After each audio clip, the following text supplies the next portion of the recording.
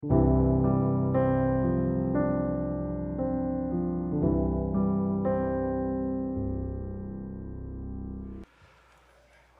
18절에 예수께서 따로 기도하실 때 제자들이 주와 함께 있더니 주님과 함께 있는 제자들 속에서 따로 기도했다.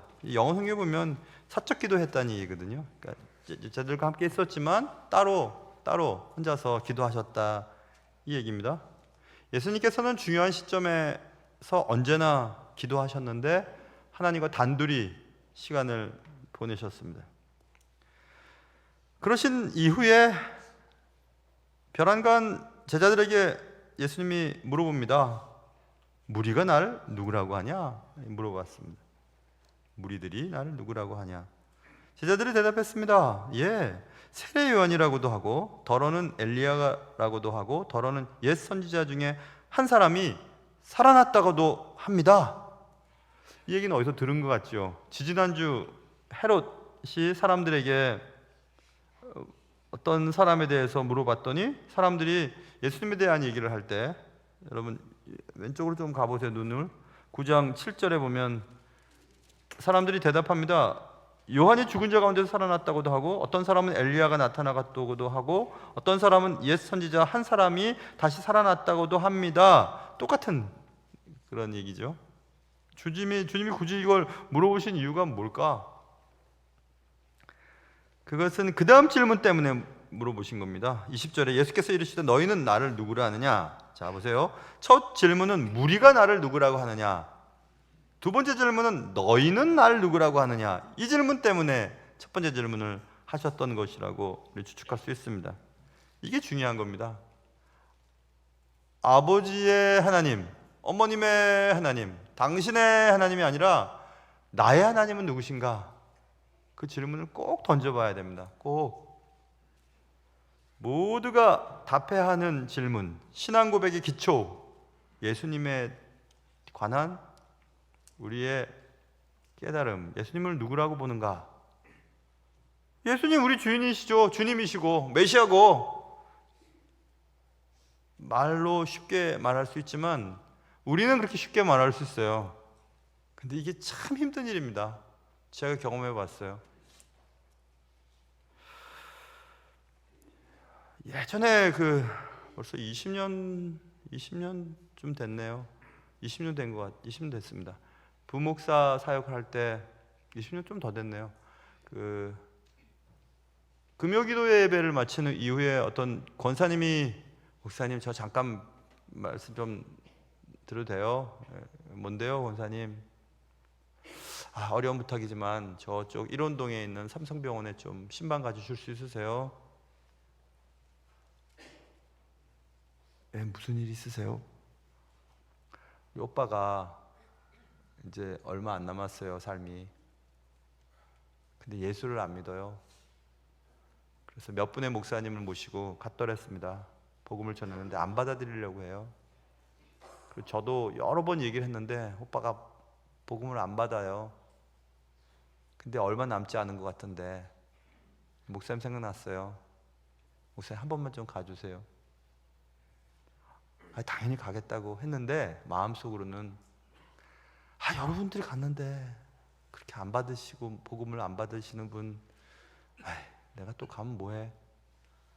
열심히 전했는데 안 받으신다 그러면 왠지 능력 없는 종 같고 좀 나도 창피할 것 같으니까 계속 기도했습니다. 그래 이제 단단히 준비를 하고 병문 앞에 가서 병실 문을 여는데 그분이 저를 보시자마자 울기 시작하는 거예요. 저는 의외의 반응 때문에 약간 당황스러웠습니다.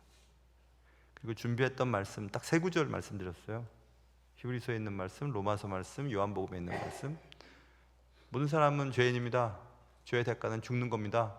하나님 모든 사람을 사랑해서 예수를 믿으면 구원 받습니다. 그 3가지 얘기 말씀드렸어요. 아이고 얼마나 그 어르신이 우시는지. 우시고 몸이 아프면 그래 그런 것 같아요. 그 콧물도 흘리시는데 콧물에 막 피가 나오던데요. 피가 막 나오고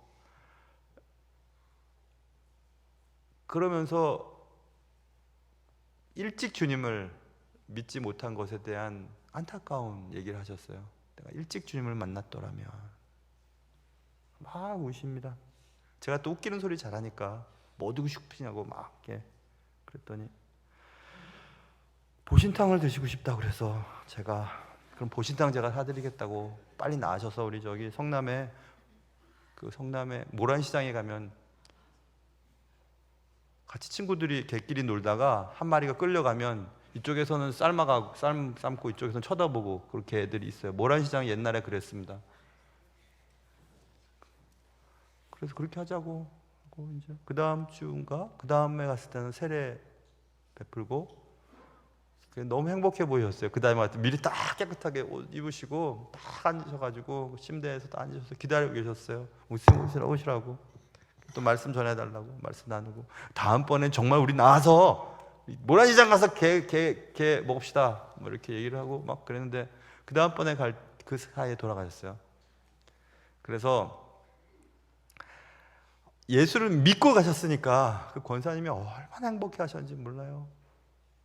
그런 그 기억이 있지 않겠어요?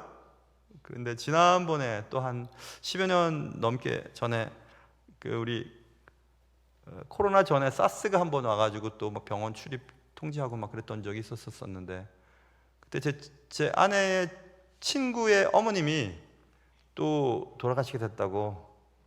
제 아내의 친구가 자기 친구가 남편인 거 아니까 복음 한번 전해달라고 또 부탁이 왔었어요. 그래 어찌어찌해서 세브란스에 갔었습니다. 부목사 때 경험이 있으니까 또 하나님이 나를 사용하시는 것보다 싶어서 의기양양하게 들어갔었습니다. 그리고 그분께 많이 아프시죠? 어디가 제일 아파요? 그리고 인생을 돌아보고 어디가 제일 후회가 됩니까? 이런저런 얘기를 나누었습니다. 열심히 사신 분이셨어요. 그분은, 그 어머님은. 그리고 뭐 이런저런 얘기를 잘 하셨어요. 그래서 저는 됐다.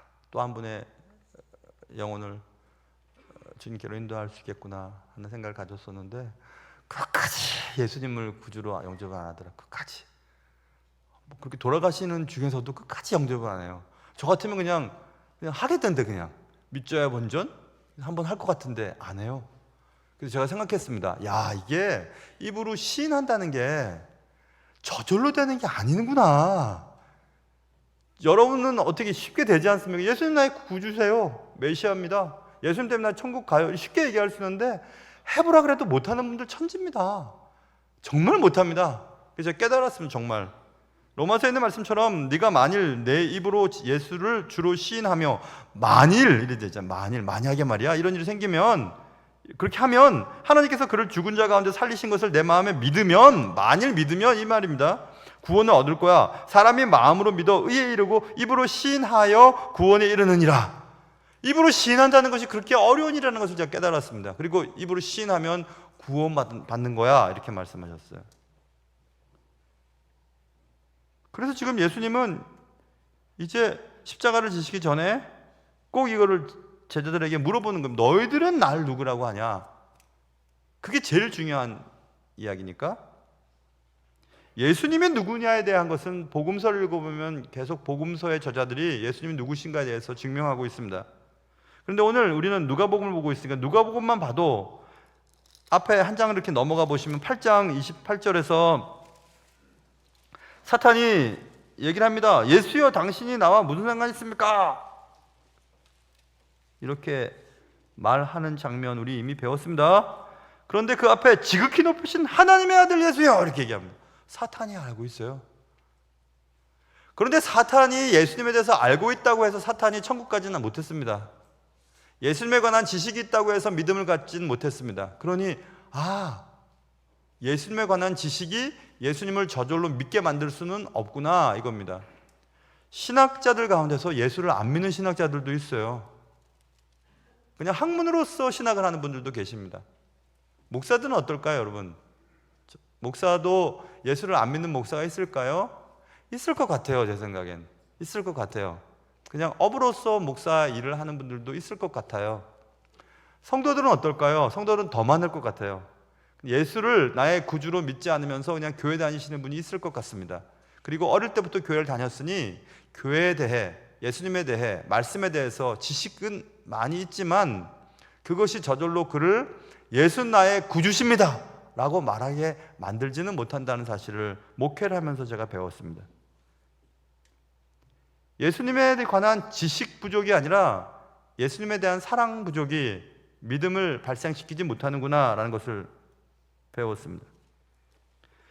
그래서 이 누가복음의 저자인 누가는 사탄도 예수님에 대해서 알아, 고백했어.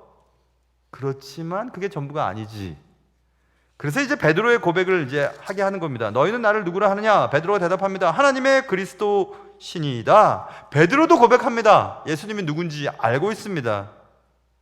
하나님의 그리스도, 하나님이 보내신 그리스도, 하나님이 보내신 메시아, 하나님이 나를 구원하시기 위해 보내신 구원자, 이건 베드로가 고백을 했습니다. 근데 그게 전부가 아니에요. 그래서 예수님이 베드로의 고백을 들으신 이후에 22절, 인자가 많은 고난을 받고 장로들과 대제사장들과 서기관들에게 버림받아 죽임을 당하고 제3일에 살아나야 하리라 하시고, 또 무리에게 이르시되 아무든지 나를 따라오려거든 자기를 부인하고 날마다 제 십자가를 지고 나를 따를 것이니라 라고 말씀하시면서 정말 내가 누군지 아는 자는 이렇게 살아야 해, 거기까지 얘기하시는 겁니다. 그러니까 우리도 예수를 주로 고백을 하고 입으로 시인을 하지만 참된 믿음까지 이르기 위해서는 이런 삶을 살아야 된다는 것을 말하고 있어요. 제가 자주 말씀드리는 것처럼 아는 것과 사는 것에 차이가 벌어지면 이건 믿음이라고 알 수 없어요. 예수님에 대해서 많이 알아요. 교회 생활도 잘합니다. 성경 말씀도 줄줄줄 외워요. 그러나 그렇게 살지 못해요. 그러면 믿음 있다고 말할 수 없습니다. 그래서 나를 따라오고 싶니? 예, 따라가야죠. 따라가려면 이렇게 해야 돼. 먼저 첫째, 자기를 부인해라. 예수님을 부인하고 자신을 따르든지 아니면 자신을 부인하고 예수님을 따르든지 우리는 선택을 해야 되는 것입니다. 우리는 둘 중 하나를 선택해야 됩니다. 내가 내 의지대로 살고 내가 가는 길을 가고 내가 먹고 싶은 것을 먹고 내가 내 마음대로 돈을 쓰고 내 삶의 주인이 나인 것처럼 사는 자와, 주님을 나의 구주라고 믿은 이후에 내 삶의 주인이 주님이시고 주님이 원하시는 삶을 살고 주님이 원하시는 일을 하고 주님이 원하시는 삶의 방식대로 살아가는 것은 천지차입니다. 자기를 부인해라. 제자도의 요건, 제자가 되기 위해서 가장 먼저 해야 될 것은 자기를 부인하는 것입니다. 그리고 십자가를 져라. 날마다 너의 십자가를 져라. 각각 삶에 여러분이 져야 할 십자가 있으세요. 누구든지 대신 질 수는 없습니다. 우리의 삶을 누가 질 수 있어요? 우리의 삶을 누가 대신 살아갈 수 있습니까? 우리가 살아가야 하는 겁니다. 우리 자녀들에 대한 책임도, 내 삶에 대한 책임도, 우리가 숨쉬며 살아가고 있는 모든 삶의 책임은 우리가 져야 하는 겁니다. 날마다 자기 십자가를 지고. 여러분의 십자가는 뭐예요? 뭐가 여러분을 죽게 만듭니까? 뭐가 여러분을 고통스럽게 만듭니까? 뭐가 여러분을 삶을 살지 못하게 만드는 것 있습니까? 그거 지고 가라고 말씀하고 있어요. 매일 날마다 그 십자가를 지고 어디로 가야 되는데요? 십자가가 처형되는 장소까지 가는 겁니다. 그 장소는 어디입니까? 죽음의 장소까지 가는 거예요. 죽을 지경까지 가는 겁니다. 하나님이 내게 맡기신 그 십자가를 지고. 나는 예수님에게 너무 행복해요. 날마다 행복해요. 모든 게 행복해요. 그렇게 말할 수 있지만 사실은 그렇게 행복하려면 힘든 시간들을 지나가야 하는 겁니다. 매일 예수님의 삶의 방식을 쫓기 위해, 예수님이 걸어갔던 길을 걸어가기 위해 주님이 당하셨던 굴욕을 기쁘게 받아들이기로 결심한 자들만이 정말 그리스도는 나의 주님이라 하신 그 고백대로 살아가는 자라고 말할 수 있습니다. 베드로는 만일 우리가 주님은 하나님의 그리스도이십니다, 나의 주님입니다 라고 말했지만 주님이 걸어갔던 길을 걸어가지 않을 때 얼마든지 주님을 배신하고 다른 길로 갈 수 있다는 것을 보여주는 제자의 삶을 우리는 알 수 있습니다. 그래서 베드로는 베드로전서에서 그가 하나님의 능하신 손 아래서 겸손하라, 때가 되면 너희를 높이시리라 말씀하면서 항상 자신을 겸손하라고 말씀하고 있습니다. 겸손하라고. 이미 다 예수님을 아는 것처럼, 이제 다 신앙의 완성인처럼, 천국 간 것이 보장된 것처럼 그렇게 살지 말고 항상 겸손하게 살아라, 이렇게 말씀하고 있습니다. 제 아내가 청년 때도 그랬고 중고등부 때도 그랬고 가끔씩 이렇게 한숨을 이렇게 쉬어요. 그러면 한숨 쉬면 굉장히 복 나간다고 우리는 어릴 때 들었거든요. 그래서 말은 못하겠고 말했다가 또 이게 점수 깎기 만드니까 말은 못하겠고 좀 싫어했습니다. 한숨 쉬는 게 하여튼 듣기가 싫었어요. 한숨을 푹 쉬는 게 듣기가 싫고 보기도 싫고 그랬습니다. 근데 제가 목회를 하면서 우리 교회 와서 생겼어요, 버릇이. 제가 가끔씩 한숨을 푹 쉬거든요. 자주 쉬어요. 그러면서 한 몇 년 전인가부터 제 아내가 당신 나한테 뭐 한숨 쉬는 거 싫어하는 거 그러더니 자기가 한숨 요즘 많이 쉬네. 그래서 내가 그런가? 생각해 보니까 진짜 한숨을 쉬고 있더라고요.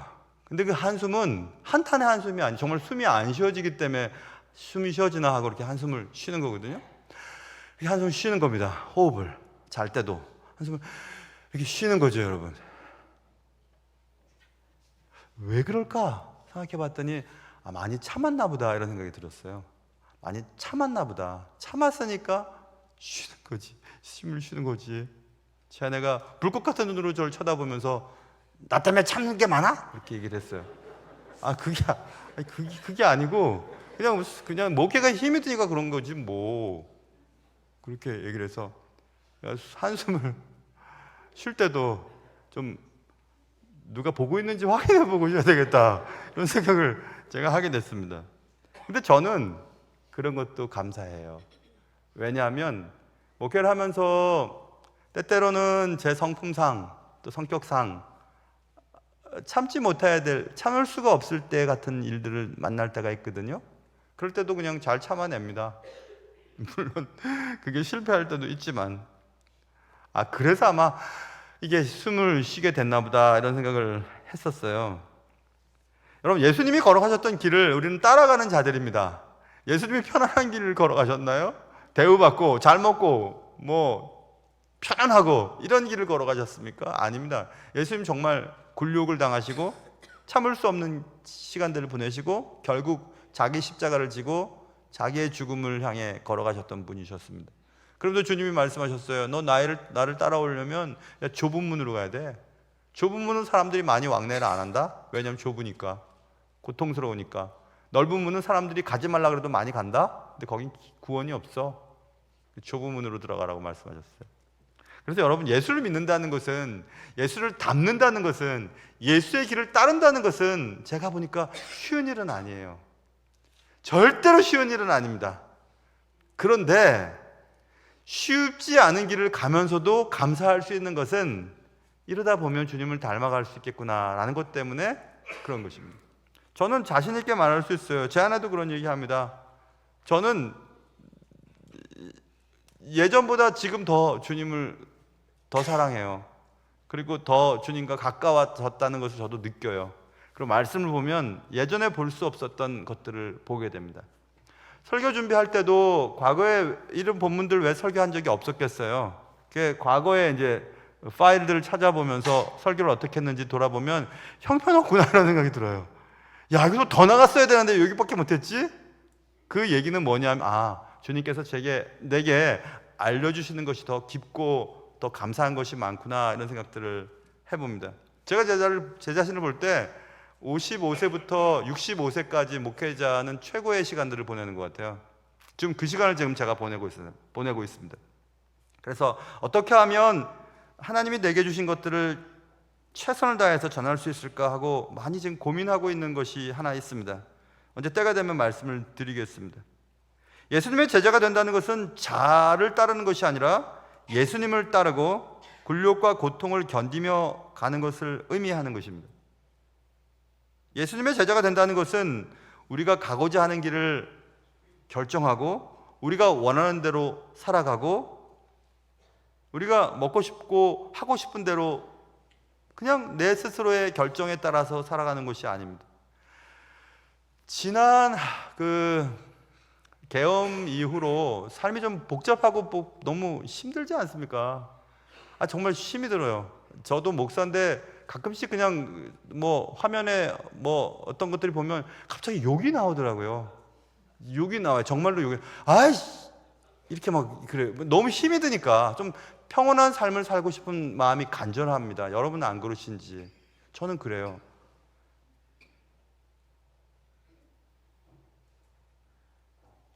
갑자기 욕하다가 무슨 얘기하는 걸 까먹었어요. 욕은 안 해야 되는 것 같아요. 보니까 욕을 하면 생각이 흐트러지니까 무슨 얘기하려고 그랬나 잊어버렸습니다. 잊어버렸어요. 그래서 욕은 나쁜 거구나 생각이 듭니다. 생각났어요. 그래도 욕은 안 하는 게 좋은 것 같아요. 금방 생각난 거 보니까. 그래서 이런 생각이 들었어요. 만약에 삶이 혼란스럽고 막 내가 내 자유대로 살 수 없는 그런 시간들이, 여기 이제 저만큼 나이 드신 분들은 그런 시간들을 겪어봤잖아요. 그런 걸 얼마나 그 삶이 힘들다는 거. 그래서 제가 그때 결단한 게 있었어요. 이거 빨리, 만약에 하나님의 나라가 가까워 오거나 내 개인적인 종말이 가까워 올지도 몰라, 이거 어떻게 하면 좋을까 생각을 해봤어요. 첫째, 내가 가진 것들을 빨리 나누자, 그런 생각이 딱 들더라고요. 이거 그냥 제가 자랑하거나 그러려고 하는 거 전혀 아닙니다. 1부 때나 2부 때는 안 했어요. 근데 지금 갑자기 생각나서 얘기하는 겁니다. 그래, 그러면 과거에 좀 후원을 하고 돈을 좀 흩트는 일을 몇 군데 더 해야 되겠다 싶은 생각이 갑자기 들었어요. 왜냐하면 종말이 가까우면 어쨌든 삶을 살아간 전체 것들을 가지고 주님 앞에 평가를 받을 텐데, 짧은 시간이지만 마치 시험 전날 벼락치기 공부하는 것처럼 빨리 내가 주님이 기뻐하는 일을 해야 되겠다 생각이 들었어요. 그래가지고 막 여기저기 막 후원 약정서를 썼습니다. 그거 요즘에 나가는 거 힘들어가지고 내가 너무 힘들어요. 그때 너무 많이 쓴 것 같아요. 근데 제가 좋아요. 그때가 그렇게 한 게 좋았어요. 왜 그러냐 하면 주님이 기뻐하는 일이라는 생각이 틀림없이 들게 됐거든요. 말없이 또 주님이 기뻐하는 일에 써야 되겠다 이런 생각이 들었습니다. 이렇게 또 얘기해놓고 또 원치 않게 제 자랑을 한 것 같아서 기분이 썩 좋진 않지만, 그래도 여러분, 이기적인 욕망을 버릴 수 있고 주님이 기뻐하시는 길에 들어설 수 있다는 것은 종말에 대한 생각들을 갖고 있어야 그렇게 할 수 있겠구나라는 생각이 들고, 하나님에 대한 의식이 없으면 그렇게 할 수 없다라는 생각도 해봤어요. 한번 생각해 보세요.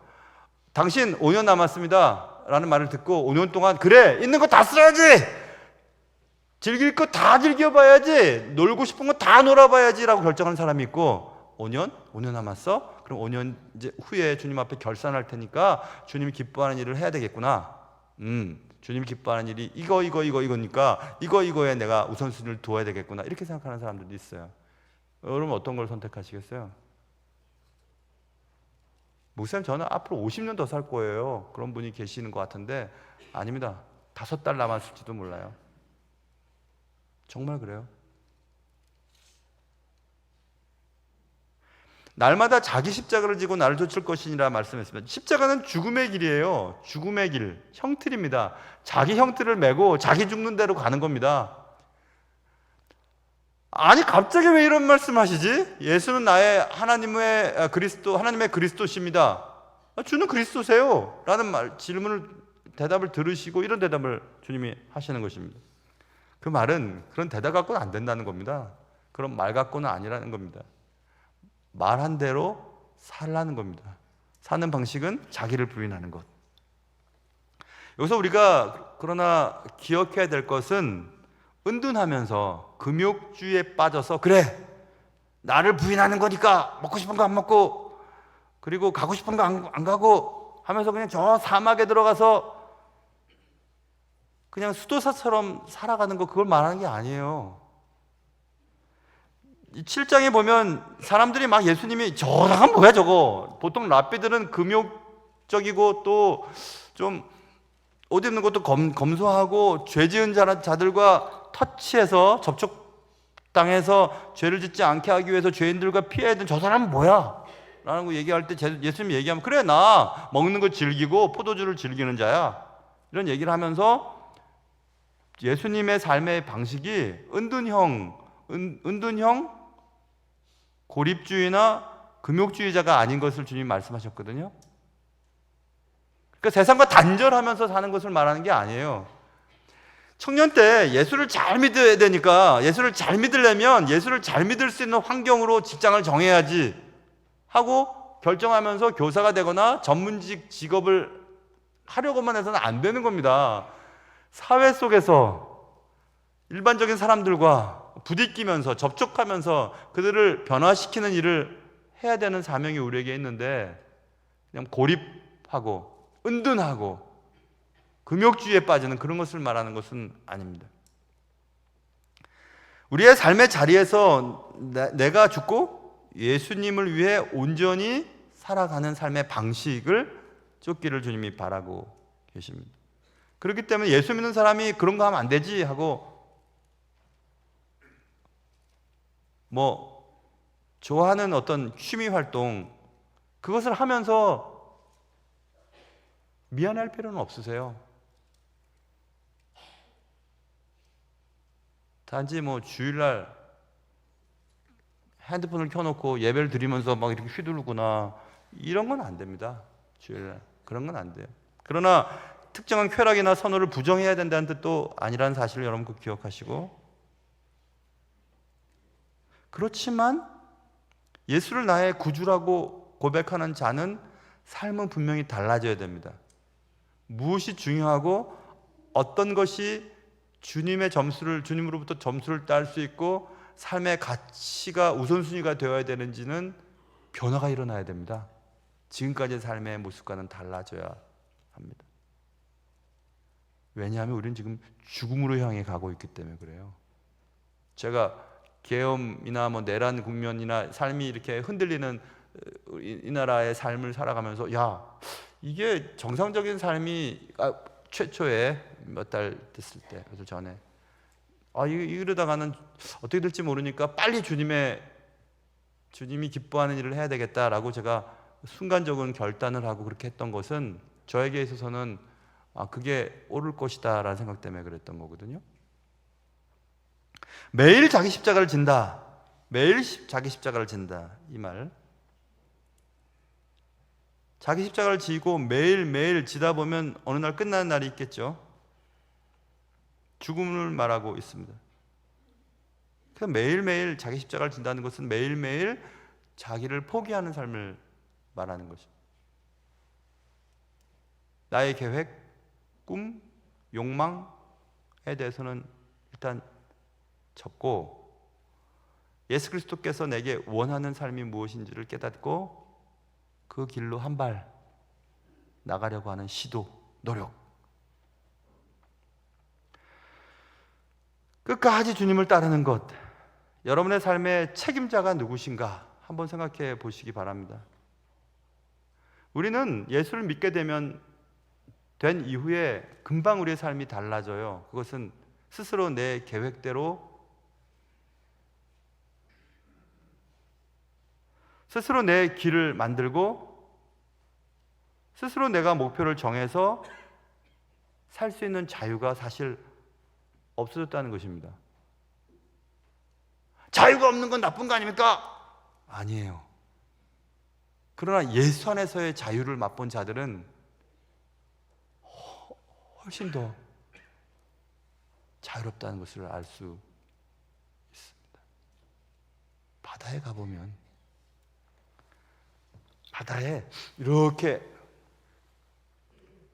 선을 그어놓고 거기 이상은 가지 마세요 라고 표시를 해둡니다. 그러면 우리는 그 안에서 얼마든지 자유로워요.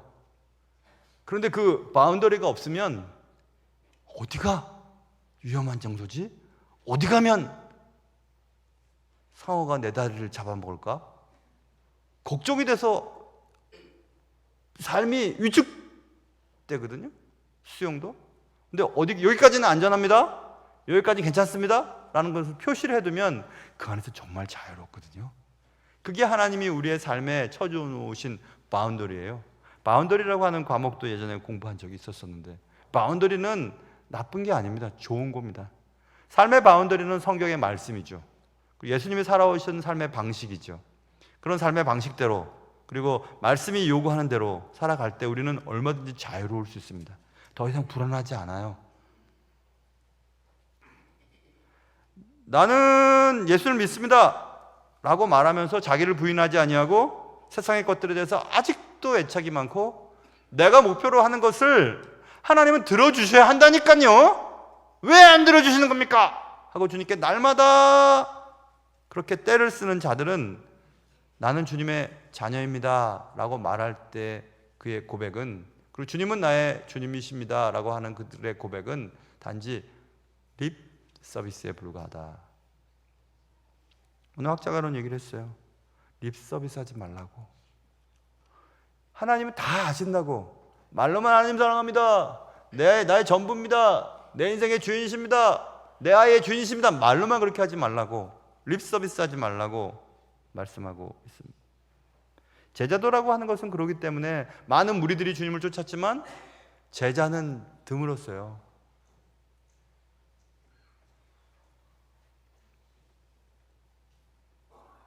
그래서 주님이 그러면 어떻게 살아야 되는지 구체적으로 알려줄게.